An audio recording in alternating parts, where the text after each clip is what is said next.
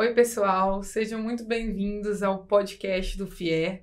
Esse projeto é um projeto de educação continuada em retina e a gente tem por objetivo entrevistar grandes nomes de retinólogos cirúrgicos no Brasil e também no mundo.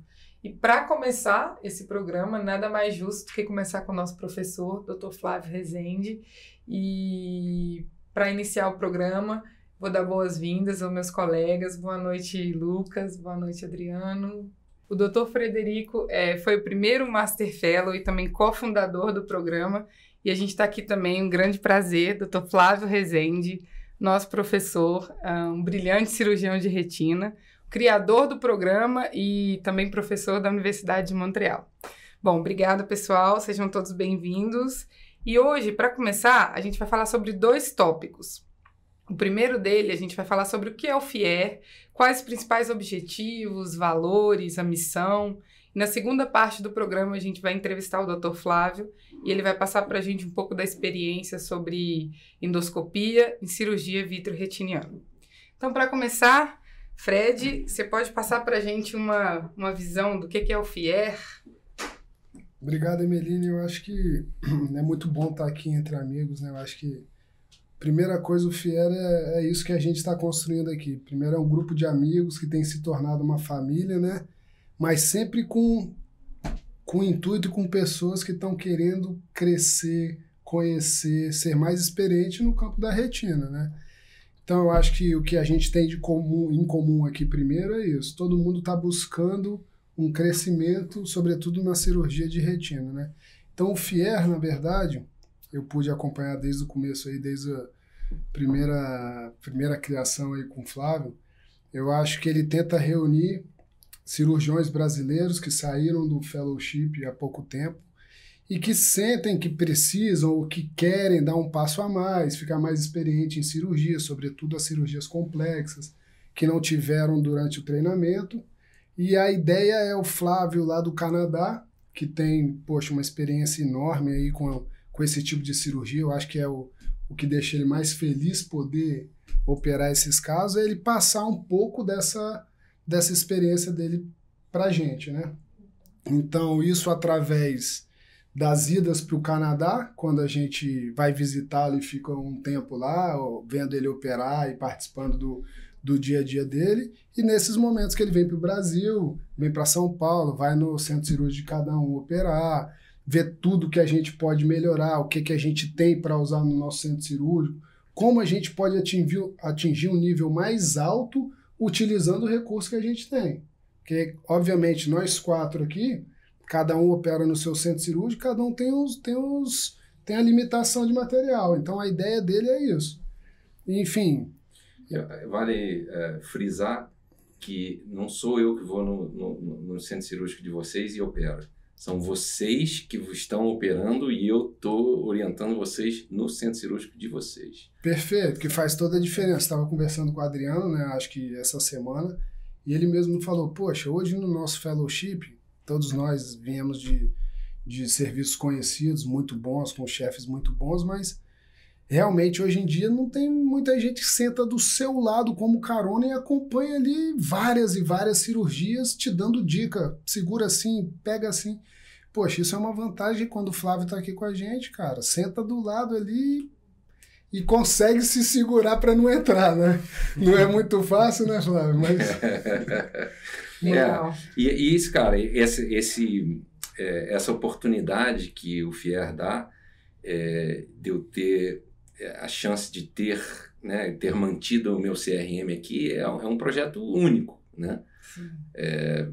Não conheço nada semelhante no mundo e que dá esse tipo de oportunidade para quem ainda quer o algo a mais depois do fellowship, programas de fellowship, né, reconhecidos no Brasil inteiro, e que ainda falta um negocinho aqui, um negocinho ali, justamente pelo pouco tempo de exposição aos staffs durante o fellowship. Né?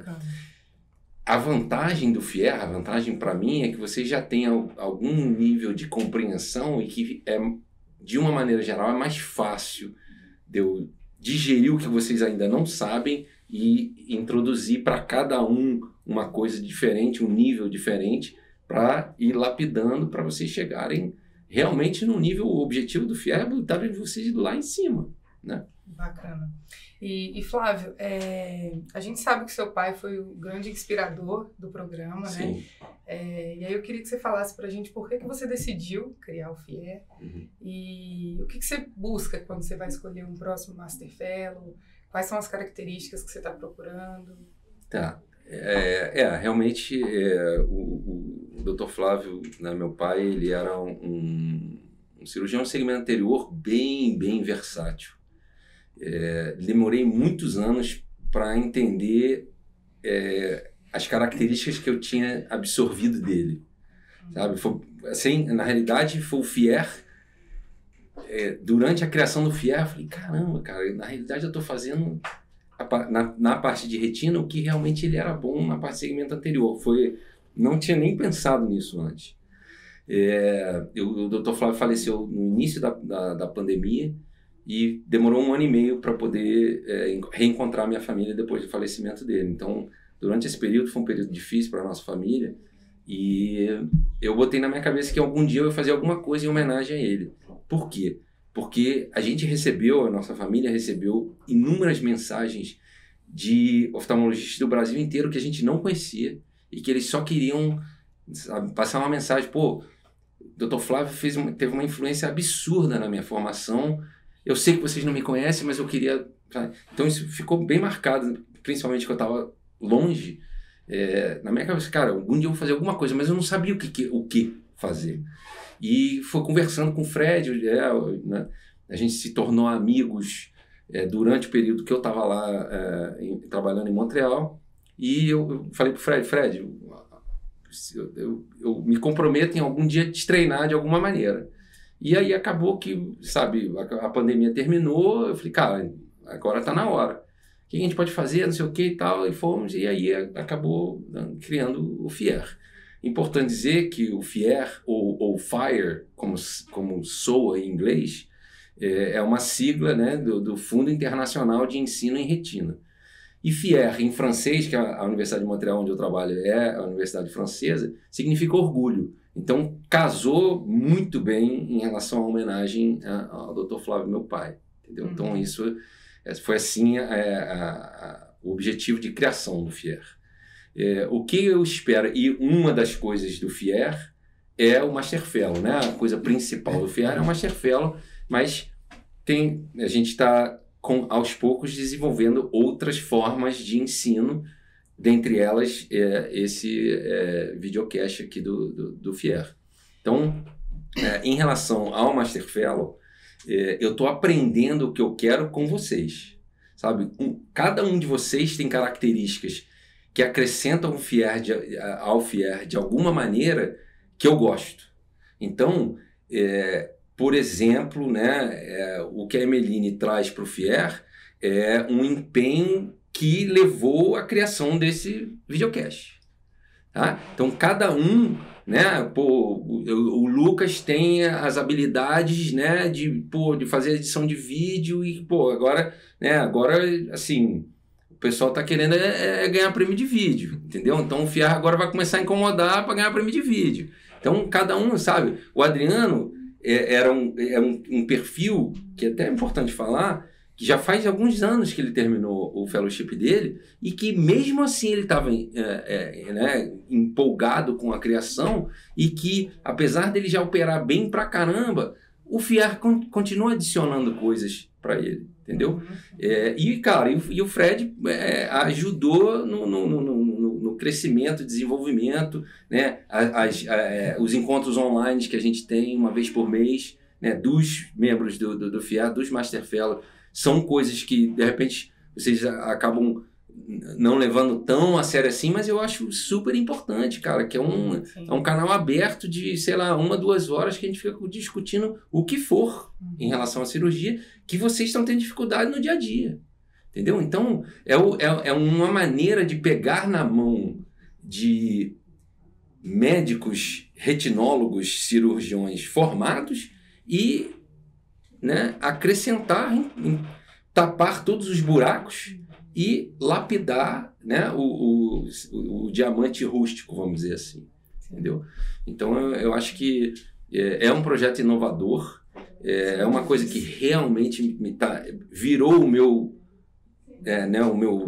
next big thing, ou seja, o meu projeto atual mais importante é o FIER. Eu deixei um pouco a pesquisa de lado para focar no ensino.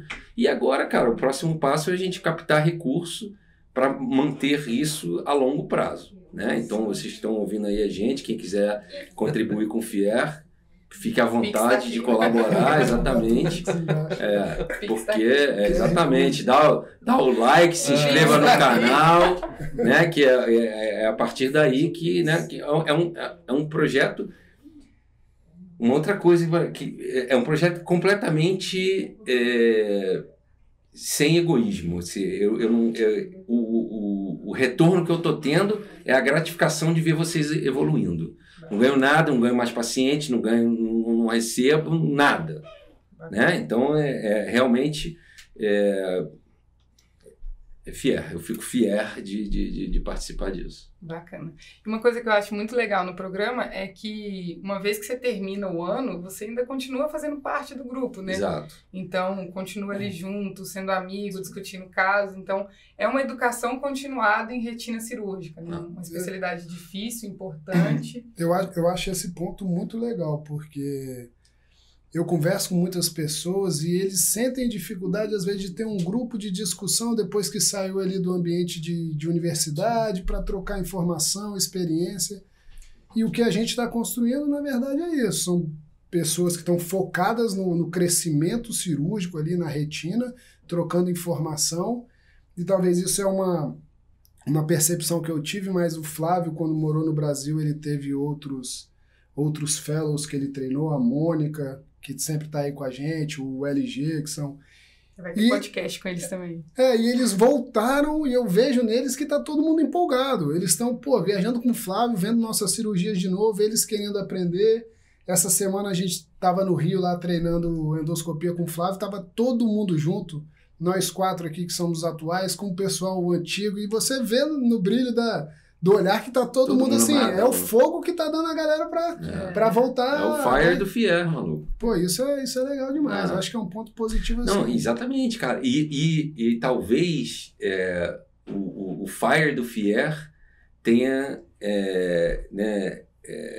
iniciado o foguinho de fazer a endoscopia da maneira que dá para fazer no Brasil.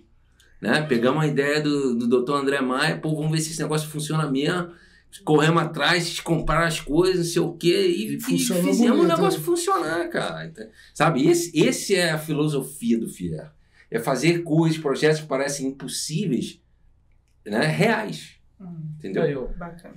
Eu acho que esse ponto que o Fred falou, e a Emeline também, realmente a gente cria a gente não conhecia nenhum de vocês, assim, pessoalmente, então a gente acaba pegando carona junto, a gente fica muitas horas juntos, discute muita coisa.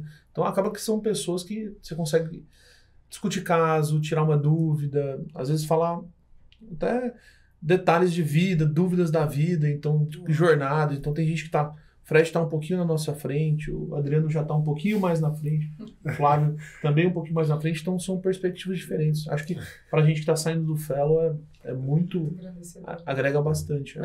E o objetivo é esse, o que o Fred falou em relação eu não consigo mais me direcionar a vocês que não seja chamando de família FIER.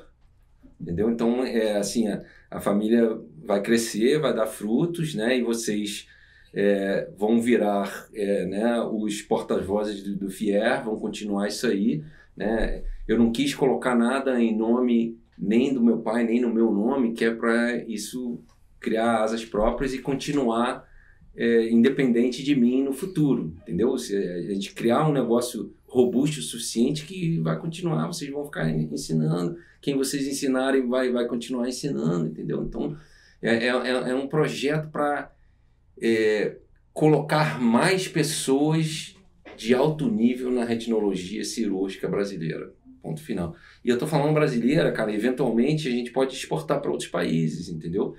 Com certas barreiras, porque eu não vou ter licença para... Mas, né, a gente vai lapidando de acordo com o tamanho do FIER hoje, que vão completar mais ou menos 1 ano, já é muito maior do que eu imaginava no início.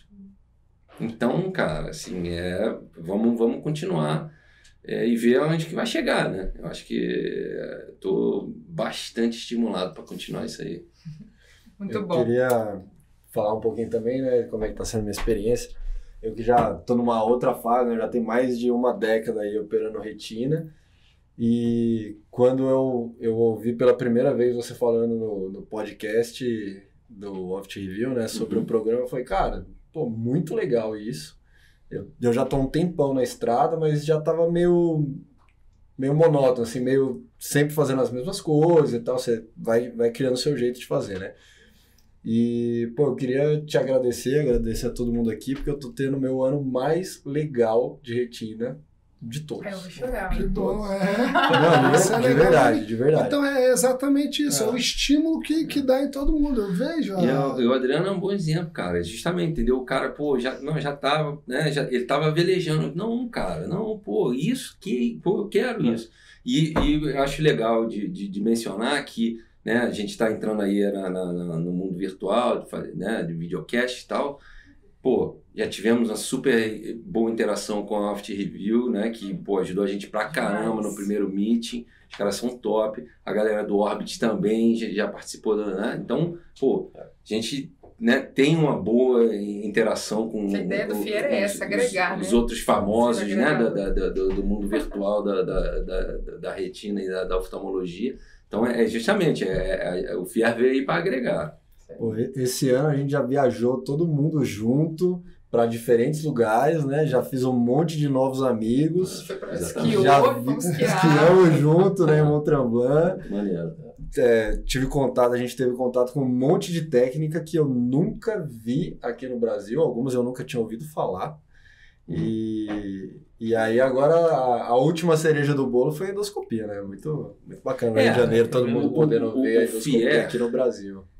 Em diferentes níveis, tá abrindo um horizonte para vocês de coisas que vocês, né? We don't know what we don't know. Né? A gente não sabe o que a gente não sabe. Então, esse é um dos outros objetivos do FIER. É abrir o horizonte assim, olha, isso aqui está disponível para vocês. Vamos?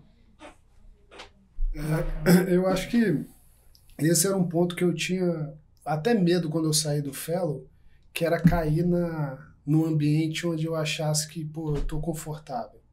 Então, pô, terminei o Fellow de retina lá, pô, fui fazer oncologia. Não era porque eu amava oncologia, mas é porque eu ia estar num ambiente onde eu ia aprender coisa nova.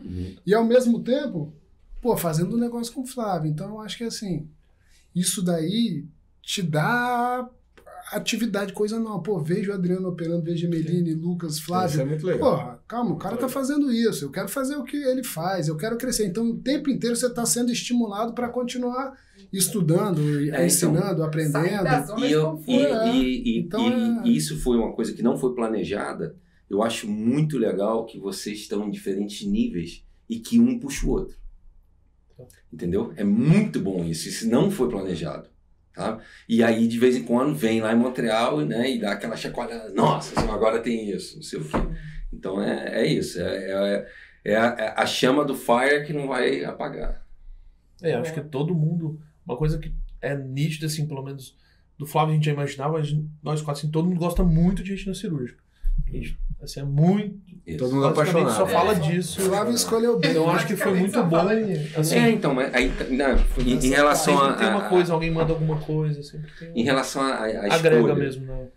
O que vocês recomendariam aos eventuais futuros candidatos a Master Fellow? O que você acha que eles têm que expor, trabalhar para chegar né, no nosso próximo meeting de novembro e virarem bons candidatos que vocês vão ajudar a escolher? Né? Vocês vão participar da entrevista e vão ajudar a escolher. Então, acima de tudo, eu acho que tem que trazer essa energia, né? Essa vontade, assim, essa coisa de querer agregar, de querer... O que tá precisando fazer é isso? Bora fazer então? Porque as coisas vão acontecendo porque pessoas vão acrescentando, né? E você, Fred, o que você acha? Eu concordo. Eu acho que o número 1 que me chama a atenção é você olhar pro cara e falar, pô, esse cara tá com vontade. Porque o cara que tem vontade, ele vai aprender, ele vai ajudar, e é isso que a gente precisa, entendeu? Assim, o cara sem vontade, às vezes vai entrar ali e fala, pô, beleza, entrei aqui, mas você não vê a disposição nele. O cara que quer aprender é diferente, cara. Porque, cara, a gente não tá procurando de maneira nenhuma gente para entrar no FIER para ter um diploma de FIER. Né? A gente quer novos membros da família FIER que vão, né, se beneficiar do FIER, e o FIER tem que se beneficiar dele de alguma maneira. Entendeu? Como é que você vai contribuir para a sua família? Né? Não é para você chegar em casa, comer e não lavar prato. Sim. Esse é um ponto que, quando eu fui entrar no Fellow, o Dr. André, André Gomes, que foi meu preceptor no início da retina cirúrgica, ele me ensinou muito.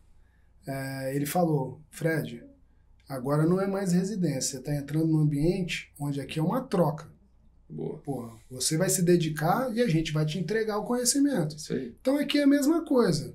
Aqui a pessoa que vai entrar é para agregar, da forma que ela for boa a fazer. Eu imagino que o Flávio não está buscando, porra, o melhor cirurgião, o cara que já faz transplante de APR, endoscopia. Não. Claro que tem que ter um nível legal, porque é mais fácil, como você falou, implementar as suas ideias, mas o que eu vejo é ter vontade de estar dentro do grupo, de fazer o grupo andar. Isso. Porque, pô, querendo ou não, 1, 2 anos de FIER, se não tiver essa disposição que todos nós estamos tendo aqui, o barco não vai navegar. Entendeu? Não, e ter em mente que depois que terminou o Master Fellow, você vai continuar contribuindo. Ó, você vai ficar responsável, né, do videocast, ou dos cursos online, ou o que quer que seja. Dos meetings, dos meetings, exatamente. Das reuniões, entendeu? Captar recursos de maneiras diferentes para o FIER, não necessariamente financeiro. E aumentar o valor. Você tem ideia de selecionar o novo Master Fellow nesse meeting de novembro? Então, o que é que você pensa? Pelo menos os pré-requisitos ou alguma coisa assim. A ideia desse meeting vai ser um pouquinho diferente do meeting inaugural do ano passado. Eu estou com vontade de pedir para todos os candidatos a Master Fellow de enviar vídeos cirúrgicos, e os 10 primeiros vídeos cirúrgicos vão participar do meeting, vão participar do meeting. Os 10 primeiros vão ser candidatos a Master Fellow, e a ideia é a gente ir fazer comentários de cada vídeo, ou seja, o cara já tem que estar preparado que vai ser criticado durante o meeting. Já vai começando. Porque é um treinamento para Master Fellow. É ou não é? Né? Mas é legal, é uma forma também da pessoa estar aprendendo. Porque uma coisa que a gente não mencionou é que depois de cada dia de cirurgia que eu estou com vocês, eu emito um relatório. Então, eles vão ter uma aula prática de como é que é. Já viu Porque se o cara não gostar disso... Aquela fritada, que a galera vai para tomar chinelada. Entendeu? Não gostou dos comentários? Então... sem mimimi. Exatamente, sem mimimi. Mas eu acho, uma ideia legal, né? O ano passado o Adriano foi lá, mostrou 5 casos, bicho, que deixou a galera de cabelo em pé. Exatamente. Então, pronto. Já foi escolhido. Entendeu? O cara ainda botou um surf no meio. O cara já impressionou o auditório, entendeu? O cara já chegou assim, inclusive, a dúvida que a galera tem, precisa saber surfar para entrar no FIER? Aí é com o professor. Diferença. Não sei surfar. Então, e é uma coisa que é importante, né? Porque acabou, foi totalmente inconsciente, mas eu percebi que o meeting inaugural só tinha a Bruna de mulher. Né? Então a gente, Emeline pode falar, não tem nenhuma preferência de sexo, raça, não sei o quê. Quem tiver perfil de família FIER vai entrar, ponto final. Sim, com certeza. Não a história do vídeo também é muito boa, porque você já vê de cara como é que o Flavinho é, né? Então eu virei para ele uns dias antes e falei, ô Flávio, eu vou ter a oportunidade de mostrar um vídeo lá no meeting e tal. Eu pensei nesse ou nesse, o que você prefere? Ele, tá maluco, irmão, me impressiona aí, te vira, bota o que você quiser aí, me impressiona. Me impressiona, né? Não vem com normalidade, não. Né? Exatamente. E foda-se, pô.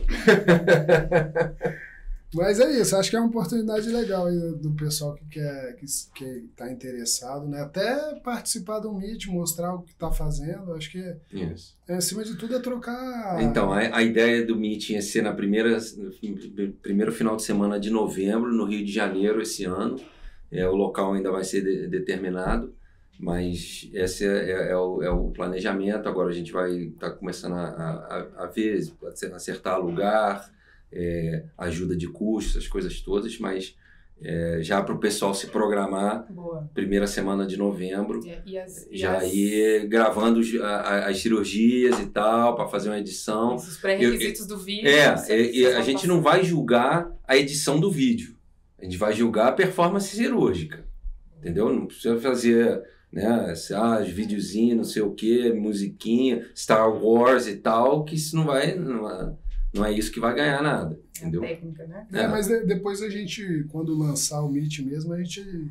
Porque também não dá para apresentar um vídeo de 15 minutos lá, a gente coloca ali as... vamos botar umas regrinhas e tal. Regrinhas, mas vai ser legal. Só mesmo uma mensagem para nego já ir gravando as cirurgias. Já ir preparando os casos bons. Exato. Né? Só vai acompanhando o Instagram aí que vai ter todas as informações sobre as novidades. Bom, a gente finalizou então a primeira parte, que era mais para falar sobre o FIER, como ele funciona. E aí a gente vai entrar numa parte agora mais científica do episódio. O Dr. Flávio Rezende é um cirurgião de retina que utiliza na prática dele diária endoscopia, né, doutor vitreoretiniana, e um dos cirurgiões do mundo que mais conhece a técnica e utiliza aí nos dias a dias. Aí o Adriano e o Lucas, eles vão conduzir essa parte aí da introdução, o Dr. Flávio explicando endoscopia, na cirurgia vitreoretiniana. Por favor, Adriano. Beleza. Então, Flávio, eu queria que você explicasse pra gente o que é a endoscopia, como que ela chegou na sua prática diária, como você aprendeu, como que ela foi evoluindo aí ao longo do tempo e como você tem utilizado hoje essa técnica. Então, cara, eu entrei no mundo da endoscopia e é mais ou menos por isso que eu preparei uma apresentação estimulada pelo primeiro caso que me estimulou a ir buscar a endoscopia, que foi um caso que tinha tido múltiplos descolamentos de retina, a retina permaneceu colada e o olho teve hipotonia e acabou entrando em tises. Durante a hipotonia, eu não estava entendendo por que o olho estava tendo hipotonia e, mais ou menos ao mesmo tempo que isso aconteceu, a nossa equipe de glaucoma lá da Universidade de Montreal adquiriu o aparelho, o endoscópio, para fazer endociclofotocoagulação. E aí, quando eu descobri que eles tinham, eu falei, nossa senhora, eu quero fazer isso, quero ver, quero entender por que esse olho está hipotônico. É um caso que acho que todo mundo já teve, né? Exato. E aí eu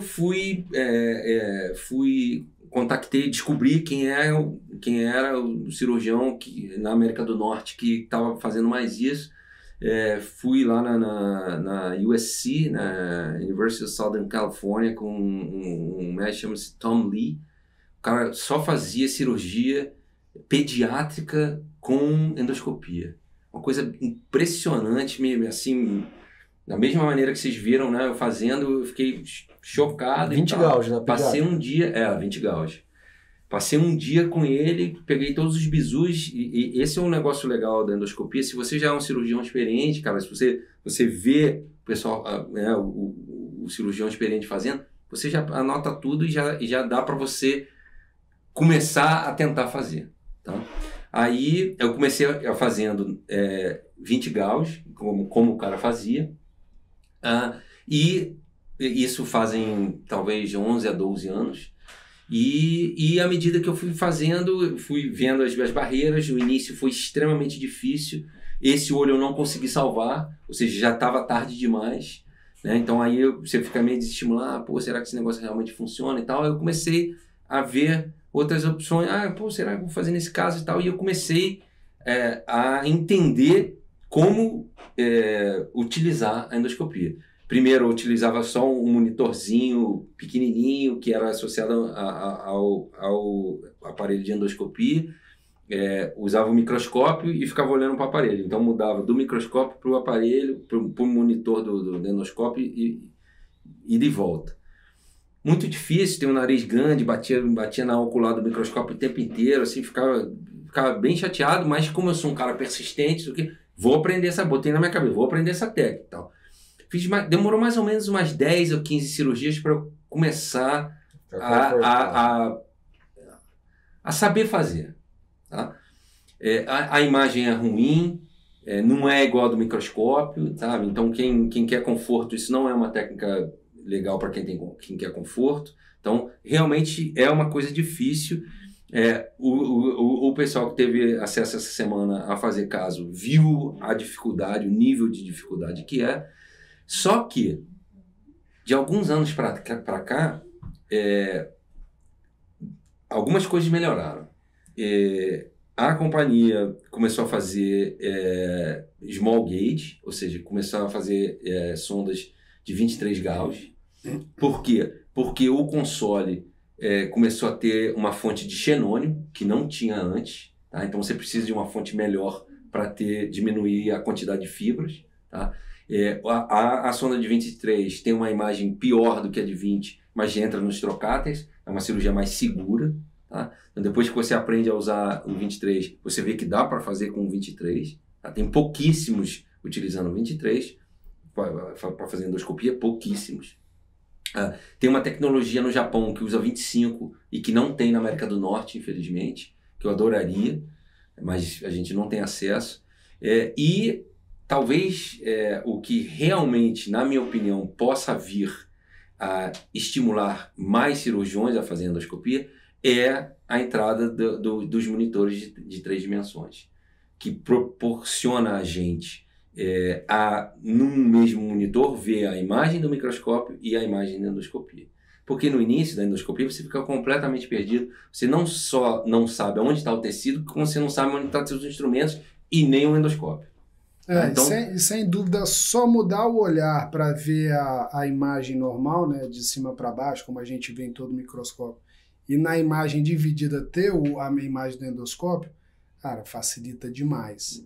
Então isso, como o Flávio aprendeu de ter que colocar na ocular e olhar para o lado para ver uma TV, cara, e de volta, só nessa volta, cara, você já não sabe mais, você já perde, você já perdia a orientação. Porque vários momentos você olha na imagem normal do Ingenoite, na metade normal ali, para você ver, pô, tá assim, então tem que mexer mais para a direita. Porque como a imagem do endoscópio é de frente, como se fosse em primeira pessoa, o movimento da mão acaba ficando perdido no início, né? Exato. Então eu imagino que o seu início foi ainda mais difícil. E, cara, e agora, né, ainda mais recentemente, ainda introduziu um outro fator de dificuldade, que me parece que a licença do aparelho de endoscopia expirou no Brasil. Né? Então, a contribuição do Dr. André Maia de ter feito um bypass com câmeras digitais, a gente, né, foi o que a gente testou essa semana, e que o negócio funciona e funciona super bem, é uma coisa assim, né, para quem quer aquele algo a mais, existe a possibilidade de fazer isso no Brasil. Sim.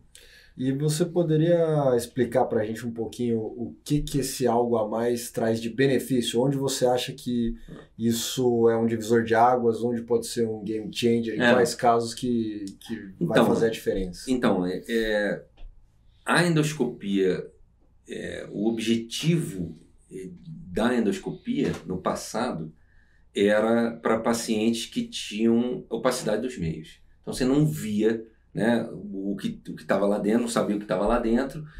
Vamos supor, né, o olho tinha óleo de silicone, não dava para fazer ultrassom, você não sabe o que está dentro, então você ia entrar até para uma imagem diagnóstica, né, um diagnóstico cirúrgico do que estava acontecendo. Então foi assim que a endoscopia vitreoretiniana começou. A alternativa de fazer isso é tirar a córnea para ter uma ceratoprótese temporária. Tá? Que é uma cirurgia muito mais invasiva, né? Você tem que abrir o olho, não sei o que e tal, e depois colocar um transplante ou botar a própria córnea do paciente de volta, que tem, né, múltiplos problemas em fazer isso. Então, isso hoje em dia a gente chama de endoscopia, de vitrectomia guiada pela endoscopia, ou seja, tem que fazer a cirurgia inteira pelo endoscópio.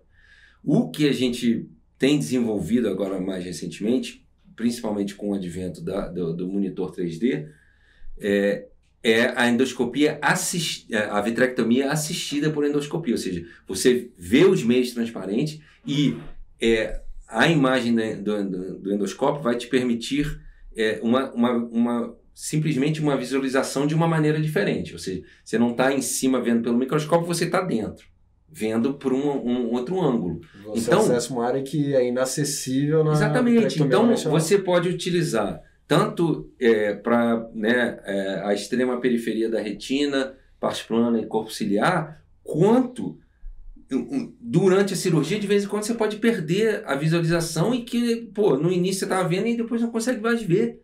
E você tem um endoscópio ali que você, qualquer que seja o problema de opacidade de meios, você vai conseguir ter uma saída. Então, eu não tenho mais medo de nenhum tipo de olho que o endoscópio em relação à visualização, que o endoscópio vai me ajudar. Então, você ter essa carta na manga assim, me transformou em um melhor cirurgião. Então, toda a tecnologia que me transforma em melhor cirurgião, para mim, eu vou adotar, mesmo que demore tempo. Então, por exemplo, em quais tipos de caso? O caso que eu uso mais rotineiramente é descolamento de retinas complicado. Então, a gente publicou uma série retrospectiva do nosso caso que o meu sucesso cirúrgico, anatômico, melhorou em 20%. A gente passou de 75% a 95% de sucesso anatômico com endoscopia. Em descolamento complicado. Fazendo só endoscopia versus endoscopia assistida, vitrectomia assistida por endoscopia. Né? Então, um era só vitrectomia, o outro era vitrectomia mais endoscopia. Em casos complicados, que tinham retineca extensas, ou seja, e aí, em seguida, a melhor indicação é em hipotonias precoces pós-op. Então, uma hipotonia que você não consegue explicar examinando o olho, na minha opinião, tem que voltar para o centro cirúrgico e fazer endoscopia para entender o que está acontecendo. Porque algumas vezes, ou você não tem acesso a um BM, tá? Ou você tem um óleo de silicone que o BM não pega direito, ou qualquer que seja a razão, eu acho que, porque tem papers um pouco mais antigos mostrando que a endoscopia não servia, não revertia hipotonia. Essa apresentação que eu vou mostrar é exatamente isso. Se intervir no momento certo, reverte hipotonia, sim. Sim. E uma outra dúvida, só nessa parte de quem... Acho que não é uma coisa que muita gente, principalmente cirurgião novo, tem experiência. Quais são as principais complicações que você vê em quem está começando a curva? E, geralmente, quais cirurgias você recomenda para começar a ter alguma experiência? A principal complicação é você deixar de fazer. É achar que é muito difícil e parar de fazer. Não, isso não é para mim, eu não consigo. Tá? Então, esse, na minha opinião, é a maior complicação. A história do 23 e 25 gauge é um bom exemplo disso. As pessoas acharam que o 25 era muito difícil e voltaram para o 23, que é uma coisa mais grossa, mais arcaica, não sei o que e tal. E agora a tecnologia melhorou para o 25 e eles estão voltando. Então, tem muita gente que quer o fácil. Isso não é fácil. Se você gosta do fácil, não é uma técnica para você. Então, na minha opinião, é a pior complicação. Tá? As indicações iniciais, até aprendi algumas coisas para ensinar durante esses últimos 2 dias que a gente estava ensinando endoscopia. Talvez no início, seja porque como a sonda é pequena, tem pouca fibra, a iluminação não é tão boa. Então, você entrar com uma sonda de endoluminação e a sonda de endoscopia só para você entender a mexer lá dentro. Ou também entendeu? Com o chandelier, né? O chandelier a gente viu. O chandelier ajuda, mas ajuda menos do que a sonda de iluminação lá dentro. Tá? O chandelier ele vai ajudar para quando você vai precisar realmente fazer uma manobra cirúrgica. No início mesmo, entra com a sonda, né, de iluminação e a sonda de endoscópio e vai entendendo. Assim, cara, nas primeiras cirurgias, né, de vez em quando o pessoal acha o processo ciliar e o cara não consegue achar. Sim. Entendeu? Uma coisa importante da gente falar é da questão de virar, né, a sonda. Se você quiser falar que a imagem vira junto. Exatamente, se você torcer um pouquinho, o teu corpo, o processo ciliar vira de lado, entendeu? Então isso você tem que acostumar com um novo ambiente. É uma maneira. As pessoas já têm um pouco de dificuldade de migrar do microscópio para o 3D, né, para o monitor. O endoscópio é um gap muito maior, entendeu? Então isso seria a primeira etapa. A próxima etapa é pegar a gotícula de óleo de silicone depois que você removeu o óleo, terminou a cirurgia de remoção de óleo, entra com o endoscópio e que você vai ver que tem múltiplas bolhas residuais dentro do olho. Você vai pegando assim, igual o treinamento de simulador cirúrgico. Já pega bolinha por bolinha. Uma outra indicação legal de início é fixação escleral, para você ver, né, a quantos milímetros do limbo você vai entrar para poder fixar, seja, né, a fixação com Gore-Tex ou seja Yamane, para você saber exatamente em relação aos processos ciliares aonde você está, para não ter complicações indesejadas, tá?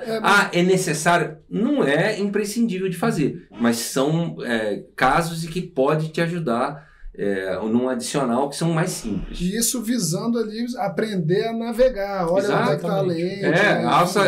Descobre onde é as alças. É uma imagem que muita gente nunca viu e é super legal, né? A gente aprende, a gente mesmo fala da distância. O caso que o Fred fez, tinha um anel de Sommeringhe, um resto de córtex, de cápsula, não sei o que, enorme. E que você olhando pelo microscópio, você não via nada. Lente transparente. Entendeu? Não via nada. Então, cara, assim, né, outra coisa, assim, eu não preciso disso porque eu faço tudo com depressão escleral. A depressão escleral, ela vai distorcer os tecidos e você não consegue identificar os planos de clivagem e que você não entende isso antes de começar a fazer endoscopia, entendeu? E aí sim, migrar para os casos de retina complicada. Um outro que é legal também é tubo na parte plana. Limpar o tubinho na parte plana, limpar de vítreo, que aí você já está ativamente trabalhando no vítreo, numa região que normalmente é superior, que é mais desconfortável. Que você tem que, né? Uma outra coisa que você tem que aprender é, né, fazer a torção do olho para você conseguir ver, porque o endoscópio, a sonda ela é rígida, ela não é curva, né? Não tem extensão e tal. Então você tem que, né, virar o olho, de vez em quando você olha o olho do lado de fora, você fica, nossa senhora, o que ele está fazendo? Mas é assim, entendeu? Então esses são os casos iniciais, e aí sim passar para os DRs complicados, e aí por último, o que entrou como indicação primária, que é a opacidade do meio, que aí sim você tem que fazer a cirurgia inteira com endoscopia. E isso realmente é difícil. Entendeu? Perfeito. Acho que você trouxe uns slides para mim, se você quiser. Pois a gente vai fazer uma apresentação aí, talvez mostrando algumas coisas, ilustrando um pouquinho disso, e principalmente contando a história de como a gente evitar, hoje em dia, teases na maioria dos casos de DR complicado. Ótimo. Então, agora a gente vai, né, fazer uma apresentação do entendimento endoscópico das alterações a nível de retina anterior, parte plana, corpo ciliar, até a face posterior da íris, em casos de descolamento de retina complicado com PVR ou presença de hipotonia, certo? Então aqui a gente vê um vídeo, então, né, para vocês entenderem a diferença, né, a importância da diferença entre você fazer a sua cirurgia com depressão escleral versus a endoscopia. Então aqui você vê, caso que é um paciente tinha uma lente intraocular, você vê que a imagem da periferia está difícil de ver por causa da borda da lente, né? Então aparentemente foi um olho que a gente tinha removido o óleo de silicone, então já acabamos de tirar o óleo, e aí quando eu entrei com o endoscópio, a gente via que tinha um DR que estava começando ali entre duas cicatrizes, que com o depressor escleral eu não conseguia ver. Porque a esclera estava indentada e a retina estava indentada e aquilo colava essa região. Tá? Então, uma indicação, ou seja, esses pacientes vão acabar, são aqueles que 10 ou 15% que redescolam depois da remoção de óleo de silicone. Entendeu? Aqui um outro caso, um caso de trauma, em que a mesma situação. Então, assim, você via que a visualização não era boa, né? Íris suturada e tal. Então, na depressão escleral aqui, a gente conseguiu ver, né? Que pessoas, não, pô, eu consigo ver até a extrema periferia da retina, tá bom.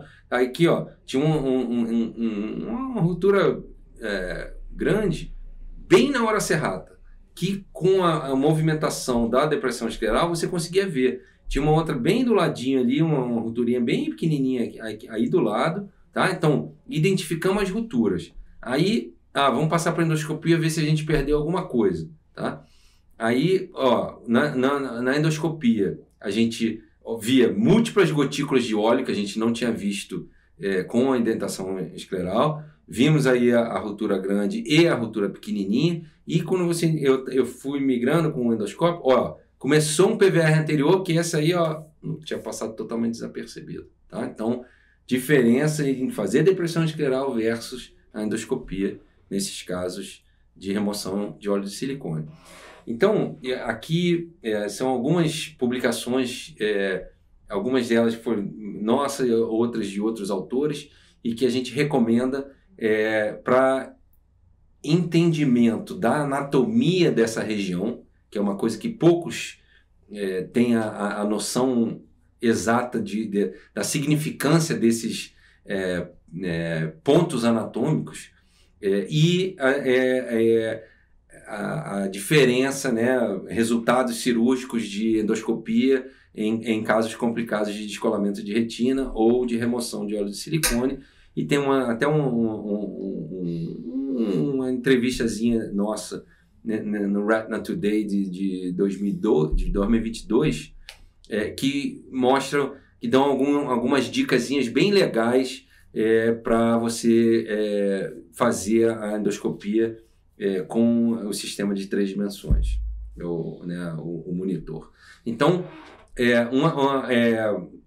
o exame pré-operatório, tá? Então, assim que a hipotonia começar a aparecer, ou seja, o que é a hipotonia?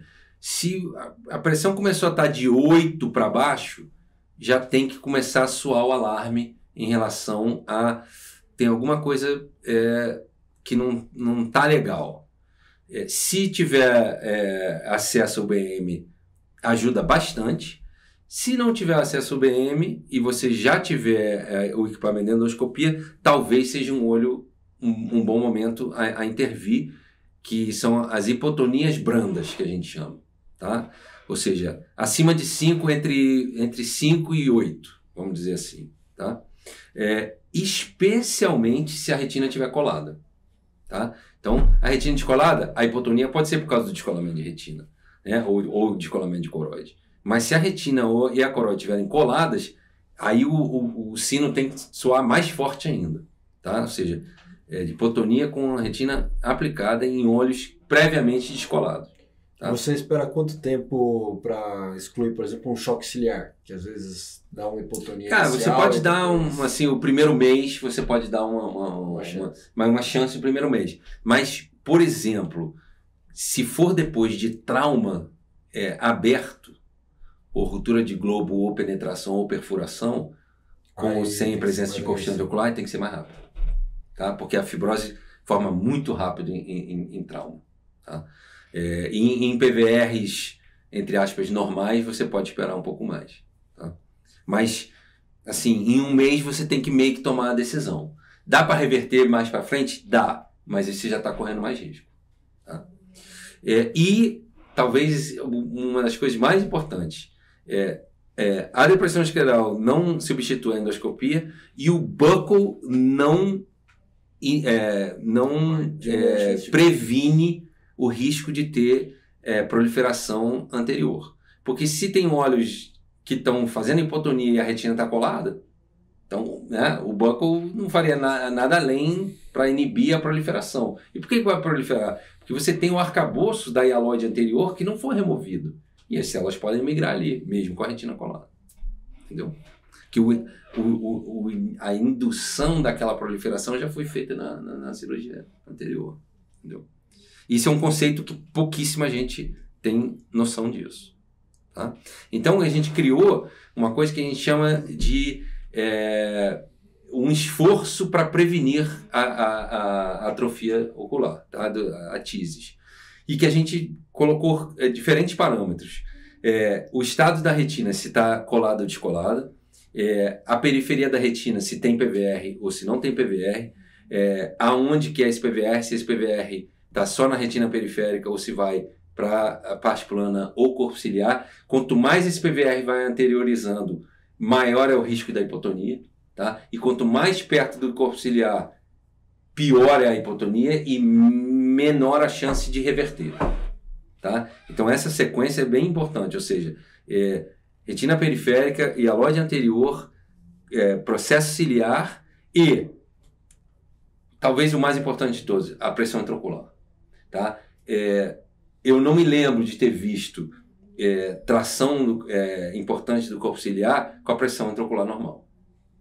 Entendeu? Então, a pressão intraocular, medir em todo o acompanhamento pós-operatório, de vez em quando, não medir a pressão. Não pode não medir a pressão. Tá? Principalmente, quanto mais complicado for o olho, mais importante é. E isso é uma coisa que eu aprendi com o tempo. Se você tiver algum tipo de contração que você vê através da pupila do saco capsular, isso pode ser um indício que tem contração periférica também. Tá? E que de vez em quando o tratamento é remover o saco capsular. Tá? E aí a gente criou então uma sequência a gente colocamos aqui em sequência casos que vão desde uma pressão intraocular normal, que aqui o PVR era na retina periférica e que tinha uma hialóide anterior bem aderida e contraída, mas o PVR não tinha proliferado ainda em direção. Por que a gente interviu? Porque a retina estava reticulada. Então, quando tem reticulamento de retina, é fácil, porque você já vai... É a indicação mais fácil de você entrar dentro do olho. Tá? Então, aqui, processo ciliar completamente normal e parte plana normal. Eu só fiz o peeling desse arcabouço da hialóide anterior e aí o risco disso reproliferar é quase zero. Tá certo? Não era um caso de trauma, então eu fiz o peeling da hialóide anterior e agora é a hialóide anterior um pouco mais posteriorizada. Então, você viu assim, duas regiões diferentes da hialóide anterior que a gente fez o peeling só com pinça. Ok? Então, uma imagem bem bacana de endoscopia mostrando... E aqui reverteu pressão normal. Estava de 8, que é aquela limite da hipotonia, mas como tinha DR, a gente reinterviu não por causa da hipotonia, mas por causa do DR. A cápsula anterior, o saco capsular estava normal, certo? Aqui já uma pressão intraocular mais baixa, ok? Já tinha o PVR anterior, ele já estava na paz plana. Ou seja, essa contração do PVR anterior já era um causador de uma pressão mais baixa. Mas tinha DR também, a gente interviu pelo DR, não pela hipotonia. E aí você vê aqui, você vê essa areazinha de fibrose aqui, era uma fibrose de uma esclerotomia prévia. Então, formou uma contração de fibrose entre duas esclerotomias prévias. Tá? Então, ele tinha o DR e tinha esse anel de contração. Aqui, mais uma vez, os processos ciliares normal. Então, a pressão intraocular já estava mais baixa, porque esse PVR já não estava mais na retina periférica, ele já estava na paz plana. Ok? E aí, mesma coisa, faz o peeling, reverteu a hipotonia. Tá certo? Então, aqui já não era uma pressão intraocular normal, é a hipotonia que foi revertida. Certo? Aqui, uma situação mais difícil, porque a retina estava colada e o olho estava hipotônico. Tá? Aí, aqui, a fibrose já foi para o corpo ciliar, mas foi para o corpo ciliar parcialmente. O corpo ciliar não estava todo ele afetado. Os processos ciliares estavam uma região só que estava fibrosada. Okay?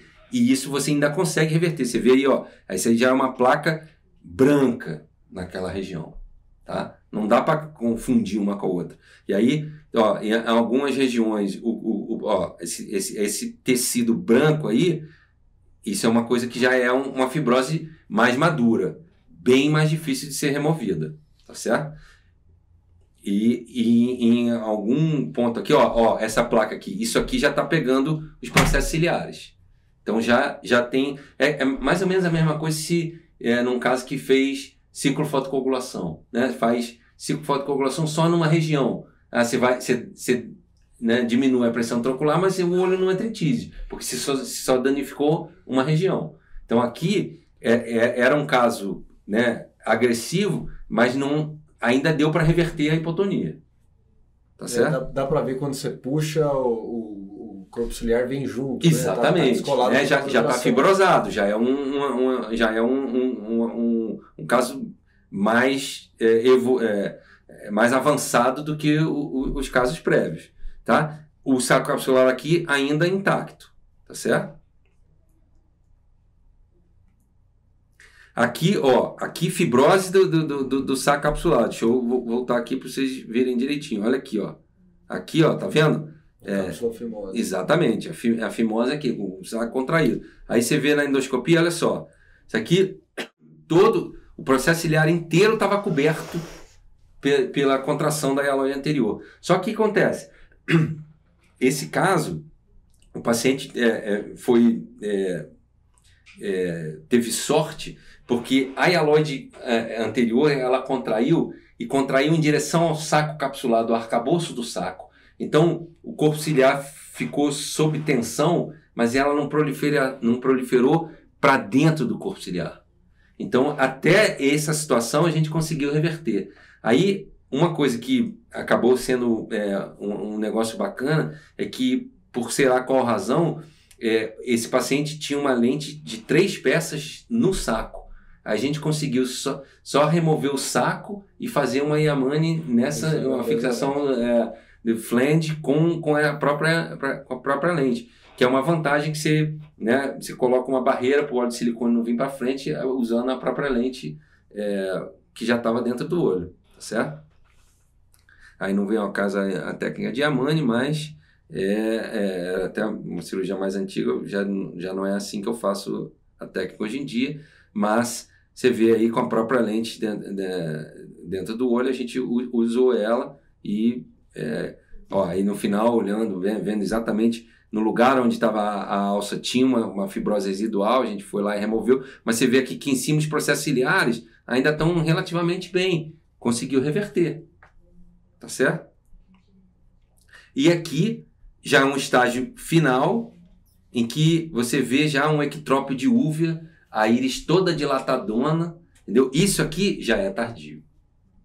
Esse aqui não consigo reverter com a endoscopia. E aí vocês vão ver por quê. Esse é um caso bem atípico, que ela teve uma hemorragia vítrea pós-operatória e o sangue, eu intervi relativamente rápido e o sangue, na presença do sangue, um paciente formador de PVR, então eu removendo o saco capsular, que já estava tudo agarrado, sinequiado na íris, e aí eu entrando ali com a endoscopia, embaixo da íris, os processos ciliares já estavam atróficos. Mas qual outro sinal que você consegue identificar, além da fimose, né? Além do ectrópio uveal nesse caso? Você podia já achar que era irreversível já, antes de entrar com o endoscópio. Câmara anterior profunda e o ectrópio. Tá? Aquilo, ele é tudo contraído para trás, você vê aí, o processo ciliarzinho aí, isso nem parece mais processo ciliar, tudo branco. Entendeu? Então, isso é a sequência. Você tem um tempo de cirurgia, mais ou menos? Quanto tempo depois você entrou dessa aí? Isso aí, 1 mês. Você perguntou do mês. Caramba, de proliferar tanto assim, 1 mês. Né? Então, a hipotonia com sangue tem que estar mais rápido ainda. Então, esse estudo me permitiu, em casos de trauma aberto, eu tento intervir o mais rápido possível, tipo na mesma semana da reparação da primária do globo. Tá? Por quê? Para tentar tirar o arcabouço do vítreo e limpar a hemorragia que tiver ali. Para evitar isso aqui. Né? Isso aqui foi uma hemorragia pós-op, sangrou de uma esclerotomia, alguma coisa assim, não teve sangramento intra-op, foi um pós-op imediato. Ela veio com enfema, não sei o quê, cara, deu um mês, hipotonia, eu entrei e tava assim. Entendeu? É um caso extremo? É um caso extremo. Mas é uma indicação de que, ó, quando tem câmara aprofundou e aí desinverteu, já tá tarde demais. Entendeu? Não pode esperar chegar nesse ponto. Porque aí é o que dá assim, a endoscopia não reverte a hipotonia. Reverte sim. Você não pode entrar tarde demais. E em caso de trauma, você usa o BM para tentar diferenciar se é um descolamento traumático ou se é uma contração de vítreo anterior? Não. Em caso de trauma, eu entraria pela hemorragia vítrea. Entendeu? Entraria precoce pela hemorragia vítrea. Para limpar o sangue daquela região e tentar tirar a hialose anterior. Entendeu? Porque a fibrose pós-trauma aberto é irreversível. Entendeu? Boa. Então, é mais ou menos... Então, por exemplo, aqui é uma coisa bem... vou fazer um aqui de cada vez. Uma coisa bem legal da endoscopia né, você está já mais no final da cirurgia, a visualização tá precária, e você tá fazendo, você botou perfluoro, tá fazendo o laser ali, é um paciente retinec, laser 360, e aí você começa a fazer a troca, e a tua visualização fica ruim. Aí você, entrando com o endoscópio dentro do perfluoro, a sua imagem fica limpa, nítida, porque a sua câmera está dentro do perfluoro, não está no ar. Entendeu? Então esse negócio, perdi a visualização, não estou vendo mais nada. Bota a câmerazinha dentro do perfluoro, você consegue fazer a troca inteira, até o nervo, guiada pela endoscopia. Entendeu? E uma outra situação é a endoscopia dentro do óleo de silicone, que também é possível, né? De vez em quando a gente quer intervir e manter o óleo de silicone, você consegue fazer isso também com endoscopia, tá? Então aí é um peeling sob óleo de silicone, você vai ver, trabalhar sob óleo de silicone é uma interface um pouquinho diferente da do perfluoro, tá? E bem diferente da do BSS, e você consegue, então você vê um plano de clivagem, você vê aí que, né, a retina posterior estava colada, era só uma contração bem anterior mesmo. Então aí aqui fazendo o peeling ali da hialose anterior, então vocês vão ver como é que a imagem no óleo de silicone funciona. Você vê que o óleo ele dá uma imagem diferente, parece uma gelatina que você está removendo ali da base vítrea. Certo? Então, né, para concluir, mais uma vez, intervir precocemente nos sinais precoces de hipotonia, pós esses casos complicados ou de trauma ou de PVR, né, descolamento, ou com a retina colada. Se a retina estiver colada e o olho começar a ter sinais de pressão baixa, na minha opinião, é que tem que intervir rápido. Tá? O buckle não vai te salvar. A depressão escleral pode deixar passar muitas coisas, tá certo? Então, eu acho que o advento do monitor 3D veio dar um up de novo na endoscopia, na vitrectomia endoscópica, e que vocês aí esses últimos dias provaram que é possível de fazer, que os Master Fellows do FIER estão começando a desenvolver isso aí, tá? Acho que ficou aí uma mensagenzinha sucinta da evolução, né, da hipotonia de casos reversíveis até o caso irreversível, saber quando intervir. E mais uma vez aí um oi aí para cima aí do Dr. Flávio, meu pai, e aí a galera reunida junto, aí a equipe FIER, nosso último encontro de Master Fellow. Legal? Muito obrigado. Dê o like, assine o canal. Vamos que vamos. Infelizmente, nosso tempo está acabando. Queria agradecer aos meus colegas Lucas, Adriano, Fred, obrigada. Um agradecimento especial ao professor, obrigada, Flávio.